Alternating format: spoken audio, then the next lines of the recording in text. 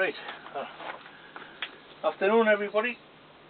Oh, I know quite a few of us will be wondering where I've getting to over the last couple of months. I think it's been out there 6-7 weeks since I've made a video. I've really struggled with my health over the last couple of months, but hopefully I'll get there. It's been a bit of a washout this year. I'm really pleased. I had some great help from family and friends. I get brought up in the car. I can't walk very far. I get taken back in the car. But once I'm here, there's not really a great deal I can do. It's a bit like being in Harrods and only having a fiver to spend. It's a bit disappointing. When you've lost the use of your legs, it can be a bit daunting. But no mind. I'm getting there slowly but surely. I've been watching a load of your posts over the last few weeks on the Facebook channel, on the plot. There's been some fantastic crops coming out. Mine's doing okay. They're not fantastic, not anywhere near as what would have liked this year. But as I say, with one thing and another, but we'll get there. The other night I had some great postings. Margie Hayes from where we live in Shields, she had posted a couple of pictures of some Sweet Williams. Absolute marvellous blooms. Fantastic. And I had asked her if they were biennial or whether they were just annual seed, and of course our reply was she bought the seed, threw them in and up they come. Well, to me that tells us they've been an annual flowering. There is ones that you get perennials that flower the first year, and you can get some biennial seed that'll turn annual, that will flower the first year flowering, and I think that's what she's bought. She's bought a packet of annual Sweet William, put them in, and away they've come. Well, hi Margie, as I say, the fantastic pics there. And what this has led to me tonight is to go on about biennial seed, because next week, towards the end of June, I will be starting my seed off, and of course it's my seed for next year. A lot of people will be saying, well, what's the point of sowing biennial seed plants for this year to flower next year? I'm a great believer in that. If you've watched a few of me channels over the last couple of months, you'll see that when I grew my sweet pea, which is one prime example. I love growing sweet pea from the autumn, and I think there's nothing better. If you can get the growing conditions right, all you need is a cool greenhouse, bit of protection from them, and it's the same with most plants. If you can give them that bit of protection over the winter, get them growing, in the springtime give them a cut back, and by the time you come to plant out in April, you've got a full pot of root, and that's the secret. You've got a good solid root to plant out, and then plants them gallop away. And it's exactly the same with your biennials. I'll be sowing seed now, or next week, of Sweet William, wallflowers, polyanthus, pansy, all them. And the idea is to get them growing, get them potted off once they're through, in a nice pot, and by September, October, you've got a really nice solid plant that you can plant out. Get them set in the ground before the cold weather sets in, and they should make a good root system before the cold weather sets in. And of course, what happens in the springtime, once the weather starts warming up, these plants have already got the root systems there, and they'll just gallop away, and you get a beautiful spring flower. Great, nice early flowers. And that's the whole idea of biennials. Get them in this year to flower next year. So that's what I will be doing. I'll be starting the video off.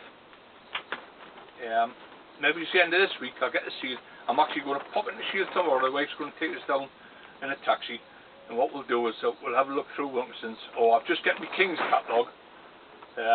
If I'm not in too much of a hurry, what I might do, excuse me, is send away to King's, because I know I always get some good seed from them. Get them ordered, and then by next weekend, compost is already made up. You know my compost, 3, 2 and 1. With the seedling mixes, which is what I'm going to come on to now, the strawberry mixes, I'll make an equal part of good homemade compost. I'll show you a couple of pics later on. I've been emptying some more compost bins from last year, and it's absolutely beautiful, black gold. So what I'll do is I'll take a couple of pics of them next week, and I'll post online. Tonight, what I've been wanting to do is show me strawberries. Now I took 2 of these last year. I was gifted 2 strawberries, and these are the white alpine strawberry that taste like melon. They're not a very big crop, but I got 2 last year, and what I did, I took 6 cuttings from each plant, and I've now got 14 plants. So now what I can do, I can be choosy by going along, checking the best plants. There's some beautiful plants amongst them, and the runners, well, there you go, they're absolutely fantastic. Stacks of runners on them. So what I'm going to do in my next video, I'm going to go through the, I'm going to start right from scratch. Nancy Ariel posted a couple of pics a couple of weeks ago on the plot. The strawberry crop she was receiving, and of course it's grown it my way. I grow all my strawberries the same way, so well done, Nancy. They look a fantastic crop there. I hope you enjoyed them. Bit of ice cream, that's how I like mine. And of course at the moment the wife's making some rhubarb and strawberry crumble.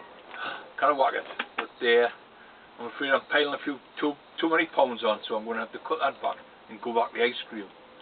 But as I say, they're throwing that shoots out really well. I like it. That one's only got 3 on, so I will discard that one straight away. It's got 3 runners on. A lot of them have got secondary runners on, and the secondary runners are the stems or the side shoots that come out from where the little runners are. Now what I do is just a nice paste scissors, go along them and snip them off. Now with that runner there, I've got 1, 2, there's 3 breaks there. All I'll do is just nip that in, because you can see it's still shooting away there. Cut it off, and that's stop that runner growing any further. And by next week I'll have 2, maybe 3 lovely plants on there. Here's a prime example there. That's your main runner. There's the side shoots coming off. Just clip them off, clip the side shoots off, go up and down them. Now what I like to do is I just leave 3 runners per plant, no more than that, because I've been, all I like to take off these is 6 runners at the most. 6 runners, that's 6 plants per pot. It doesn't stress the plant out too much. It gives you some nice strong plants for next year. So this is going to be my video this week, if I can get up off my bum and just show you this next one, which is as I say, you've got to just untangle them, keep them nice and clean, away from each other. And as I say, there's 1, 2, 3, 4, 5 runners on that one there. And all I'm going to do is I'm going to look for the best ones. There's 2 beauties there, but there's a side shoot coming away from there, so I'll nip that off and I'll stop that running any farther from there. So there's 2 on that one. There's 1 nice one on there. Another side shoot, nip him off, stop him from running any farther. So that's 3, that's 4, 5, and there we are, 1, 6. So I've got 6 lovely plants on there. That's all I need. No more than that. As I say, all I can do is just keep nipping any secondary shoots off that come off. The pots will be small square pots or cups. They'll be placed on here with the multi-purpose compost, and then we'll start rooting them off. If you want to go back, if you're in a hurry, if you can't wait until next week, if you go back to my strawberries on the crops, there's 2 or 3 videos I done last year, and I showed you exactly how to root them, or how I like to root mine. But what I'll be doing on these ones, as I say, these are the alpine ones. There's plenty there. I'll probably end up taking about 60 to 80 cuttings from here. I only want 2 dozen myself for next year. Now these plants will go on to 3-year plants, onto the 3rd year, so they'll be potted up in the buckets. But the runners will be 1st-year runners, so I'll probably get a few baskets in here, try them in baskets and see how they come on in the basket. They seem to be a bit of a shorthand. Now, on one of my postings a couple of weeks ago, I've just bought a new strawberry, Toscana it's called, beautiful pink flowers.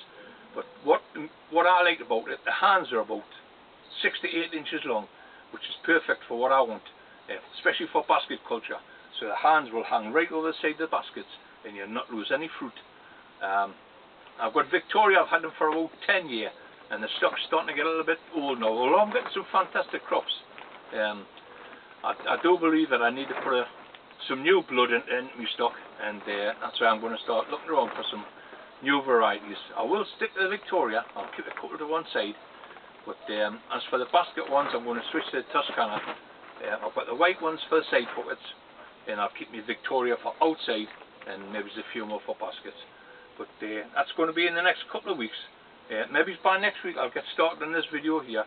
I've got all my compost made up, which I say it's equal parts good homemade compost, a bucket full of good homemade compost, a bucket full of multi-purpose compost, and a half a bucket of sharp sand. Don't forget the sharp sand. Also what I'll add to that is a couple of handfuls of perlite for each mixture, and it'll be a nice light airy mixture, well draining, which your plants love. They'll go straight into there. I'll pin them down into that mixture, and I'll guarantee that in here they'll be rooted in about a week to 2 weeks time. Hopefully by the middle to the end of July they'll be ready for coming off, snipping away from the main parent plant, and there'll be an individual plant that you can pot up, ready for putting on the benches and putting away until the end of the year, when you'll, as I say, put them out in the frost, let them get a few degrees of frost. I'll go through all that later on in the year. There's so much I wanted to do this year, so many different videos, but unfortunately since I've had my accident, there's not really many of them it's been able to get to fruition. I've had some really fantastic help from the brother Roger. He's been an absolute diamond. He's been up and down here, done most of the watering, and I've had some good help from some good friends up the path. John and Margie, they've been down, been doing a lot of planting out for us, and a lot of watering. And of course a garden this size, it takes a fantastic lot of water, amount of hose work. That's why I've got the weekly hoses in both the tunnels down at the bottom end. So I'll show you that in a minute. We'll pop through there. This is just one of the crops I grew this year. Now if you go back to my videos, when I started sowing the seed at the beginning of the year, I thought I was going to be flying, you know. I thought I would be healed, no problem by the summer, but that's not been the case. That's the pot leeks. Now if I remember, I told you want a nice big pot for growing your pot leeks in, because they'll be in for at least 3 to 4 months. And I can just imagine people watching the video saying, oh, you don't need as big as pot as that for putting a few leek seeds in. Well, there's the proof. As I say, they'll be a good foot high, and they're pencil thick, and they're perfect for planting out into the ground now. Normally I have mine planted out about the end of May and the first week in June. Mine are all out. They've all been planted out by friends. These are for one of the lads up the pathway. But I just thought I'd show you them. As I say, they're just pot leek musselburgh. A pencil thick. I would have loved to show you how I go on potting my leeks, but I kind of bend, I kind of get out onto the ground surface to do any work, so I've got other people to do that.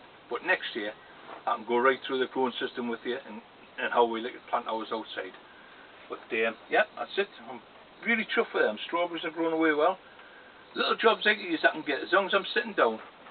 In the bottom polytunnels I've got benches that I built in all the way around, and they proved to be a godsend. I remember when I built them last year, we built the polytunnels 2 years before, the second one, and I says to Roger, I'm going to build shelves all the way around so we can sit on when we get old fuddy-duddies. We can sit on the shelves and do the weeding from there.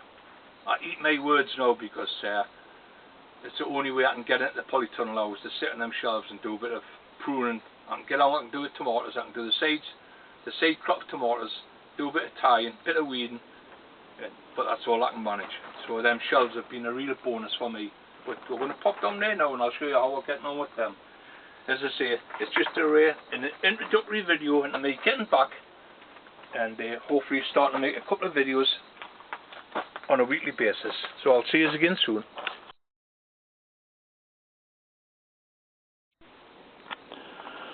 Right, well, welcome back. As you know, I'm here in the lower polytunnel. One of the jobs I did manage to do with great difficulty last week was to try and get around my grapevine. I've only cut it back by half at the moment. There's absolutely hundreds and hundreds and hundreds of bunches on there.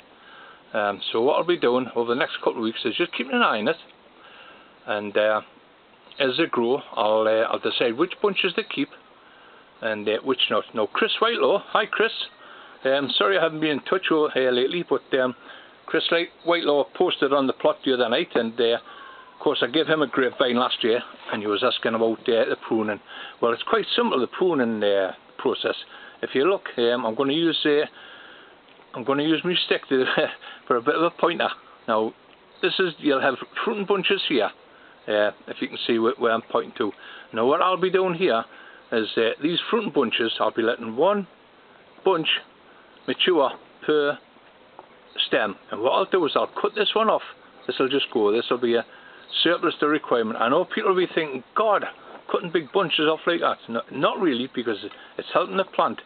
You're getting them well spaced out, you're getting plenty of air between them, and you're giving plenty of room for each bunch. And with that bunch there'll come off, that bunch there'll probably come off, and it's just try and work it out so you've got about a foot space and 10 inches to a foot between each crop of grapes. It's absolutely festoon with them. So Chris, what I would be doing is, if you've got your runners there, you've got your side shoots, I would cut that back to that bunch. I would leave one leaf and then cut it there. You will get secondary shoots coming on, which doesn't have any fruit on at all. And what I would do with the secondary shoots is to cut them right back to one leaf. That's it, just from the main stem, from one leaf, and then cut them off there. And all you do is just keep going along, just checking them secondary growths. If they haven't got any fruit on, by all means cut them off. I mean, look at that bunch on there, it's absolutely fantastic. But if you go farther up the stem, you'll see another one hanging there, which is not going to do much good, so that'll probably be cut off. That one will probably be cut off to leave that one, and that smaller one will be cut off. They're just hanging all over. But I managed to reach up and just cut some of them away with me long handled secateurs. I didn't do a very good job, because I like to go through my grapevines with my little hand secateurs and just take my time plodding on through them. But I managed to get me long handled secateurs and get reached up and cut as many, because you couldn't actually see in the tunnel last week. It was that the grapevine was that overgrown. Well, there's the main branch there, and we've got about 5, 10, 50. We've got about 20 foot now of branch, so you really want to cut your fruit down as much as you can. You know, just don't go too daft on them. But that's the main way of growing them, Chris. Is as I say, after you get one bunch, and then you got one leaf. I'll put that stick down where you've got one leaf here. Past your stem, I would cut it there, Chris. And you've got leaving one cluster of fruit on per branch. That's a perfect example there. You've got one leaf, you've got the bunch of grapes there. And now what I'll be doing in a couple of weeks' time, I'll be going through the bunches and cutting some of the smaller grapes off with a little fine pair of scissors, and that gives the overall bunch a chance to swell out, and you get a nice bunch of grapes. But that's a grapevine. So I'm hoping I've helped you there a little bit, Chris. Maybe next time you pop down, I'll be able to go into it with a bit more detail. But grapevines are fantastic to grow. You can grow them anywhere here up in the northeast. This is just a cool polytunnel, and we'll get some fantastic crops. Right, now we're going to the toms, and now here's my toms. They're absolutely amazing. The middle ones are the large Spanish. I've got some medium Spanish, and I've got some American in the front. Now once again, I'm a bit disappointed with the American tomatoes. That's just my cane dropping down again. I do believe a semi-bush, the American ones, because they have been thrown off an awful lot of side shoots. So I'm led to believe that they are semi-bush. I've got some Gardener's Delight at the bottom. I've got some Moneymaker at the back end. I've got a real selection this year. But yeah, I'm really pleased with them. If you just look down the bottom of the tunnel, they're 6 foot, and they're growing like a clappers. And of course, this is all down to the feeding that we put into our tomatoes every year. Now Roger's been a right trooper once again. He's brought all the bags of leaves down. These are the leaf mould. You'll actually, if you go to my first video last year, this is when I first started doing the videos, and the leaf mould, I think, was my first video I made. Now there's 4 good reasons for this, why I completely cover the whole floor, or I should say Roger's completely covered the whole floor with a good 6 inches of leaf mould. First one being, it's going to keep your roots nice and cool. Second one being the weepy hoses. There's my weepy hose there, if you can see it running through.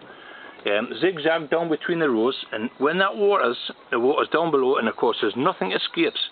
There's nothing comes out there through evaporation. all the moisture is kept down low, so it's you don't lose any water.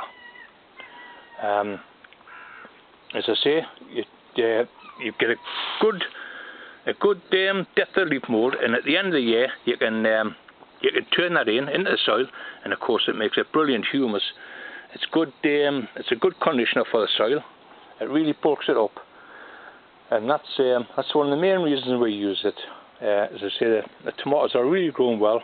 They're kept nice and cool there now. You can water once a week, not a problem, and the underneath will stay nice and cool. You know, you get you're not losing any moisture whatsoever. The plants are getting all the goodness. The only time we'll put any water over the top is when we're feeding, and we'll probably only have to feed maybe once a week now. I have got some liquid manures in the top end, which again brings us to another point. I think it's small gardens, big dreams. Well, welcome to the plot, yous. She was asking the other night about teas that I made. Well, the teas that I make are nettle teas. I make a comfrey tea. You can make a vegetable tea. It doesn't matter what you throw in your water, as long as it's going to rot down. As you see in this barrel here, all the tomato skins, all the tomato suckers, everything that gets taken off the tomatoes goes into this barrel, and you see it's like pea soup. You get a pretty bit of a whiff from it, but it's and that goes back onto the plants, and it makes a fantastic tea. I take tea bags down home. All my tea bags goes into a barrel of water. You can put potato skins, carrot skins, anything like that. If you're on YouTube and you look for the compost man, and he'll tell you how he makes all his. It's all a vegetable stews, vegetable teas. Really, nothing goes to waste. You can hide in a barrel. It might stink to high heaven, but it's a fantastic feed for the plants. And at the end of the day, that's what it's all about. It's getting your plants fed. Not so much your plants. Get your soil fed first. I'm always a great believer in that at the beginning of the year. Feed your soil first, and then you get your soil in good heart, and your soil will feed your plants. I've always believed in that.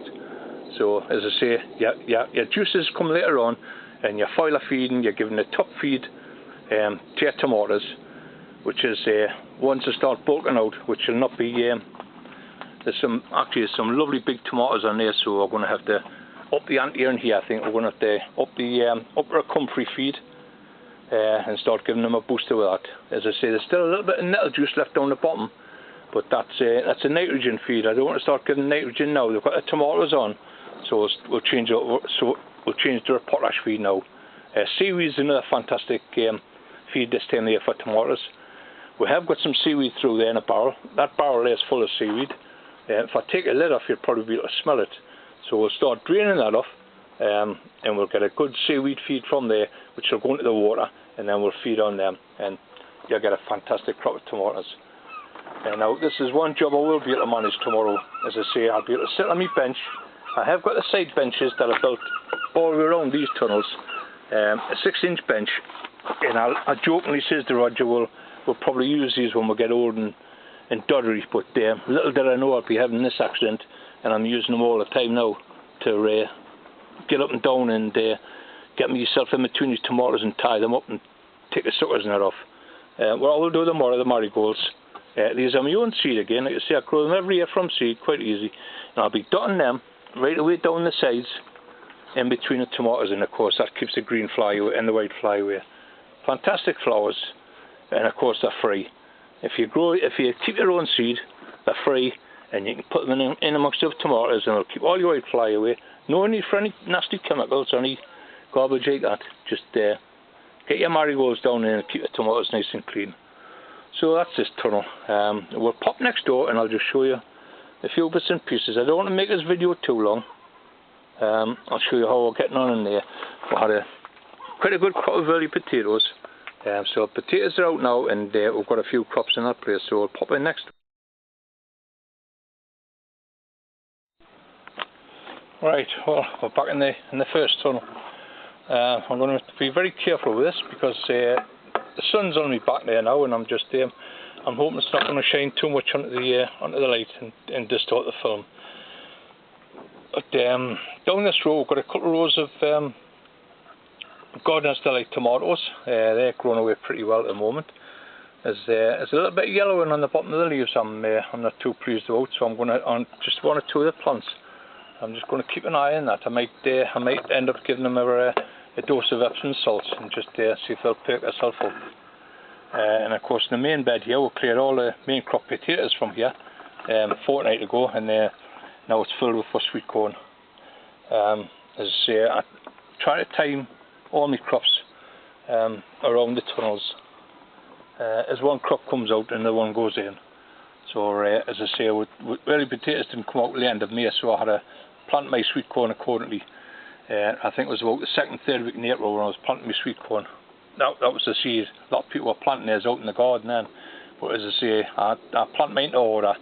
I know exactly when the crops are going to come out, so I know exactly when the crops need to be planted for going back in. So yeah, I'm really pleased with them. Roger's been there. Roger planted most of these out the other night. He's got them all caned in because last year they grew so big, a lot of them toppled over, and we lost a few of the cobs by them rotting off on the bottom of the tunnel floors. So we're not going to make that mistake this year. The beds have been well mucked again, plenty of manure, plenty of seaweed, and so as you can see by the sweet corn, they've only been in a fortnight and they're already up 3 foot high. They're absolutely fantastic, and we look forward to another brilliant crop.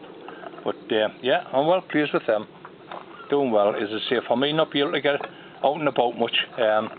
Roger's holding the fort, and he's really doing well, getting as much as he can popped in, and yeah, really pleased. Oh, there'll not be a great deal going on at the moment, potting on wise. As I say, I want to get started with them strawberries. I want to get stuck into them and try and get as many cuttings as I can taken off them. So I'll just have another quick word up the top tunnel, and then we'll call it a day.